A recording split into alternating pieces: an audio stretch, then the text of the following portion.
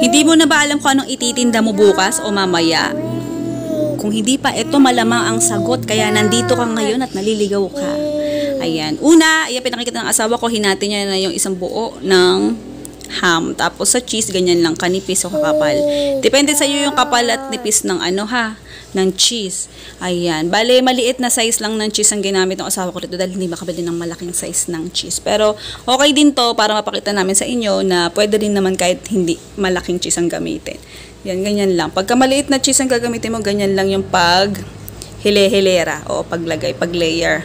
Ayan, unang layer na ginawa na asawa ko, 2 piraso ng ham, tapos sunod yung cheese. Ikaw na bahalang mag-ano dyan. Basta ganyan yan. Oo, ikaw na mag-isip kung tingin mo okay yung ganyang paraan ng paglagay ng cheese. Oo, pagka ganyan kaliliit lang. Oo, basta sundin mo kung anong nasa puso mo, ganun.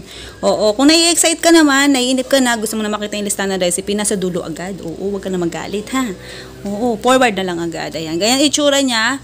Pagkatapos mong i-layer, ayan. Pinakikita lang ng asawa ko na meron cheese yung kanyang kuko. Charot lang. Ayan, new style. Okay, syempre, para mas okay tignan, ayan, pinutol ng asawa ko yung sobrang cheese sa magkabilang dulo. Kasi hindi naman lahat ng sobra ay maganda at masarap, okay? Pero syempre hindi yan tinapon, wag ka mag-alala. Syempre kinain yan. Oo, walang tapon-tapon dito, bawal magsayang.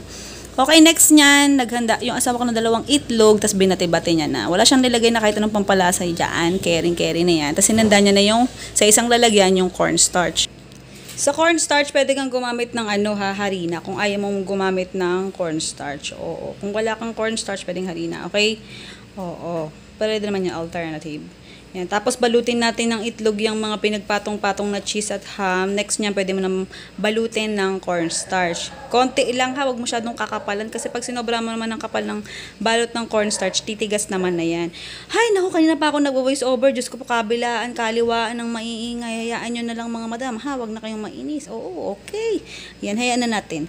Next niyan, nung nabalot ng cornstarch, ayan, nilublub ulit ng asawa ko sa itlog kasi para dumikit naman yung breadcrumbs kapag ayan, didikitan ng breadcrumbs yung ating lulutuin. Gasa ganyan, oo. Kumbaga mag-isip ka na lang ng paraan kung paano mo ito i-coat, okay? Pero yan yung mga steps, napakadali lang. Yan yung procedure, mga madam. Napakadali lang, makalat lang talaga. Next niyan, naglagay na yung asawa ko ng, syempre, yung caserola sa atin yung available. Kaya lang sold out na. Yung ito kasing isa, ginagamit na natin.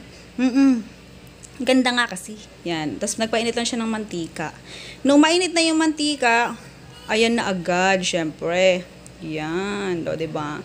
Prito-prito na. Kung gusto mo palang itry yung recipe na to, syempre, ang sagot dyan, si Sari Suki. I-download mo lang yung Sari Suki CL app dahil sa kanila napakamura lang ng mga recipe. Oo.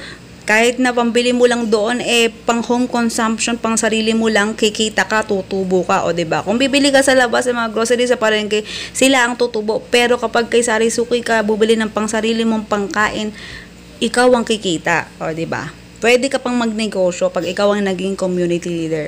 Oo, pagka-sign up mo doon, nag-apply ka ng KYC form, ayan, community leader ka na agad-agad, walang registration fee. Oo, walang sign up fee, walang ganun-ganun. Basta pagka na-approve ang iyong location, ayan, kikita ka na agad sa kanila. Ganun lang kadali. Oo, didiskarte ka lang.